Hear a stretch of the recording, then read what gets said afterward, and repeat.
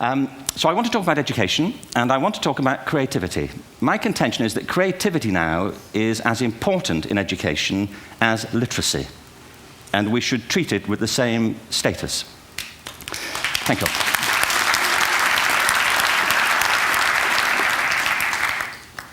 That was it, by the way. Thank you very much.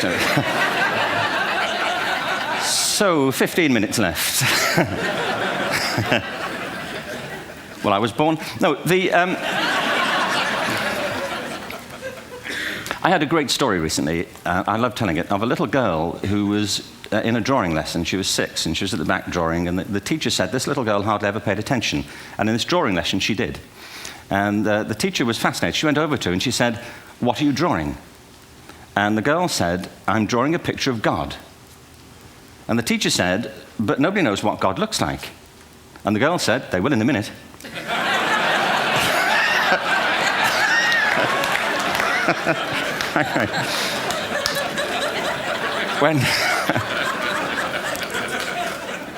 When my son was 4 in England, actually he was 4 everywhere, to be honest. I mean, if we're being strict about it, wherever he went, he was 4 that year. But he was in the Nativity play. Do you remember the story?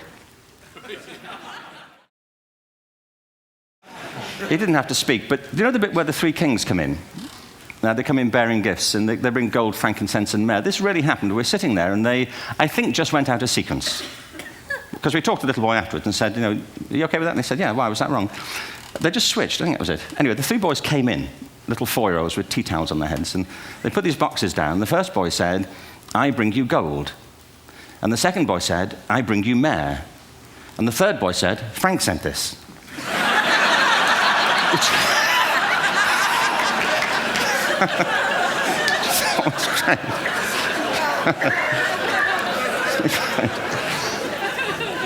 What these things have in common is that kids will take a chance. If they don't know, they'll have a go. Am I right? They're not frightened of being wrong. Now, I don't mean to say that being wrong is the same thing as being creative. What we do know is, if you're not prepared to be wrong, you'll never come up with anything original. If you're not prepared to be wrong. And by the time they get to be adults, most kids have lost that capacity. They have become frightened of being wrong. And we run our companies this, by the way. We stigmatize mistakes. And we're now running national education systems where mistakes are the worst thing you can make. And the result is that we are educating people out of their creative capacities. Picasso once said this. He said that all children are born artists. The problem is to remain an artist as we grow up. I believe this passionately, that we don't grow into creativity, we grow out of it. Or rather, we get educated out of it. So why is this? I lived in Stratford-on-Avon until about 5 years ago. In fact, we moved from Stratford to Los Angeles. So you can imagine what a seamless transition this was from LA. Actually, we lived in a place called Snitterfield, just outside Stratford, which is where Shakespeare's father was born. Are you struck by a new thought? I was. You don't think of Shakespeare having a father, do you? Do you? Because you don't think of Shakespeare being a child. Do you? Shakespeare being 7. I never thought of it. I mean, he was 7 at some point. He was in somebody's English class, wasn't he? Do you understand? Really? How annoying would that be?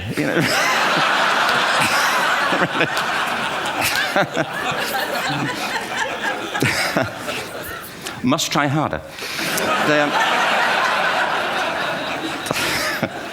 Being sent to bed by his dad, to Shakespeare. Go to bed now, to William Shakespeare, and put the pencil down, and stop speaking like that. It's confusing everybody.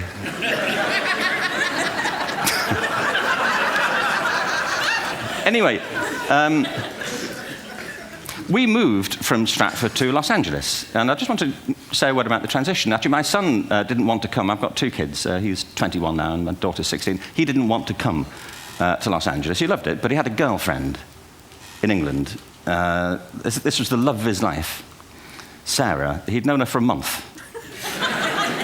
Mind you, they'd had their 4th anniversary by then, because it's a long time when you're 16. Anyway, he was really upset on the plane. He said, "I'll never find another girl like Sarah." And we were rather pleased about that, frankly, because she was...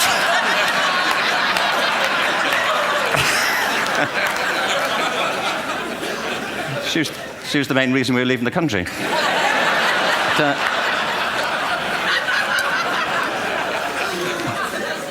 But something strikes you when you move to America and when you travel around the world. Every education system on Earth has the same hierarchy of subjects. Everyone, doesn't matter where you go. You think it would be otherwise, but it isn't. At the top are mathematics and languages, then the humanities, and at the bottom are the arts, everywhere on Earth. And in pretty much every system, too, there's a hierarchy within the arts. Art and music are normally given a higher status in schools than drama and dance. There isn't an education system on the planet that teaches dance every day to children the way we teach them mathematics. Why? Why not? I think this is rather important. I think maths is very important, but so is dance. Children dance all the time if they're allowed to. We all do. We all have bodies, don't we? You know, did I miss a meeting? I mean, I think...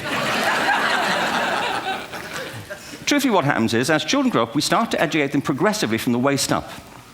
And then we focus on their heads, and slightly to one side. If you were to visit education as an alien and say, what's it for, public education, I think you'd have to conclude, if you look at the output, you know, who really succeeds by this? Who does everything they should? Who gets all the brownie points? You know, who are the winners? I think you'd have to conclude the whole purpose of public education throughout the world is to produce university professors. Isn't it? They're the people who come out the top. And I used to be one. So there, you know.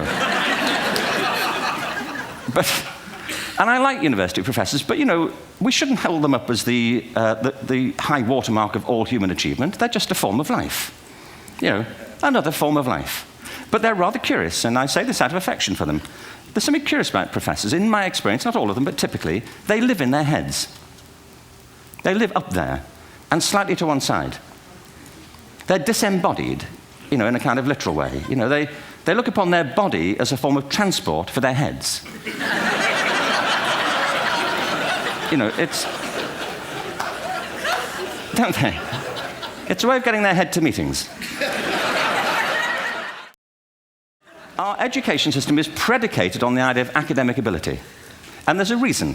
The whole system was invented around the world. There were no public systems of education really before the 19th century. They all came into being to meet the needs of industrialism. So the hierarchy is rooted on two ideas. Number one, that the most useful subjects for work are at the top. So you were probably steered benignly away from things at school when you were a kid, things you liked, on the grounds you would never get a job doing that. Is that right? Don't do music, you're not going to be a musician. Don't do art, you won't be an artist. Benign advice, now profoundly mistaken. The whole world is engulfed in a revolution. And the second is academic ability, which has really come to dominate our view of intelligence because the universities designed the system in their image. If you think of it, the whole system of public education around the world is a protracted process of university entrance. And the consequence is that many highly talented, brilliant, creative people think they're not, because the thing they were good at school wasn't valued or was actually stigmatized. And I think we can't afford to go on that way. In the next 30 years, according to UNESCO, more people worldwide will be graduating through education than since the beginning of history. Suddenly, degrees aren't worth anything. Isn't that true? When I was a student, if you had a degree, you had a job. If you didn't have a job, it's because you didn't want one. And I didn't want one, frankly. So, but now, kids with degrees are often heading home to carry on playing video games because you need an MA, where the previous job required a BA, and now you need a PhD for the other. It's a process of academic inflation, and it indicates the whole structure of education is shifting beneath our feet. We need to radically rethink our view of intelligence. We know three things about intelligence. One, it's diverse. We think about the world in all the ways that we experience it. We think visually, we think in sound, we think kinesthetically, we think in abstract terms, we think in movement. Secondly, intelligence is dynamic.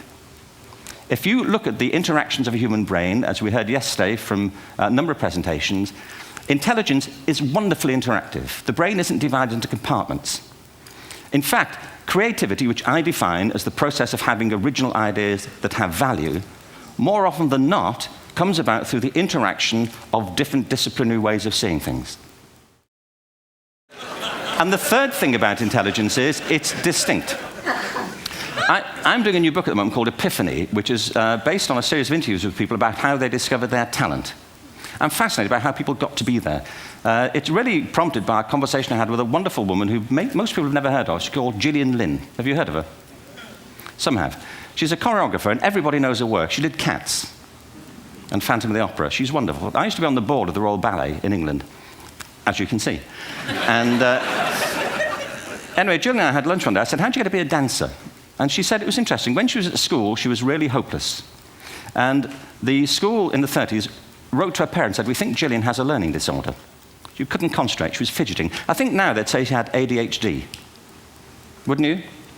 But this was the 1930s, and ADHD hadn't been invented, at this point. So it wasn't an available condition. People weren't aware they could have that. Anyway, she went to see this specialist. So this oak-panelled room, and she was there with her mother, and she was led and sat on this chair at the end, and she sat on her hands for 20 minutes while this man talked to her mother about all the problems Gillian was having at school. And at the end of it, because she was disturbing people, her homework was always late and so on, little kid of 8, in the end, the doctor went and sat next to Gillian and said, Gillian, I've listened to all these things that your mother's told me. I need to speak to her privately. So he said, wait here, we'll be back. We won't be very long. And they went and left her. But as they went out the room, he turned on the radio that was sitting on his desk. And when they got out the room, he said to her mother, just stand and watch her. And the minute they left the room, she said she was on her feet, moving to the music. And they watched for a few minutes, and he turned to her mother, and he said, Mrs. Lynne, Gillian isn't sick. She's a dancer. Take her to a dance school. I said, what happened? He said, she did. I can't tell you how wonderful it was. We walked in this room, and it was full of people like me. People who couldn't sit still. People who had to move to think. Who had to move to think. They did ballet, they did tap, they did jazz, they did modern, they did contemporary. She was eventually auditioned for the Royal Ballet School.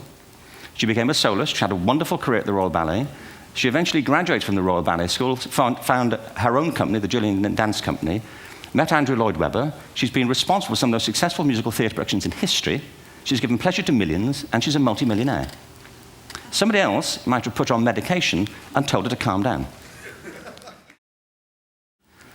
What TED celebrates is the gift of the human imagination. We have to be careful now that we use this gift wisely and that we avert some of the scenarios that we've talked about. And the only way we'll do it is by seeing our creative capacities for the richness they are and seeing our children for the hope that they are. And our task is to educate their whole being so they can face this future. By the way, we may not see this future, but they will. And our job is to help them make something of it. Thank you very much. Bravo. Sehr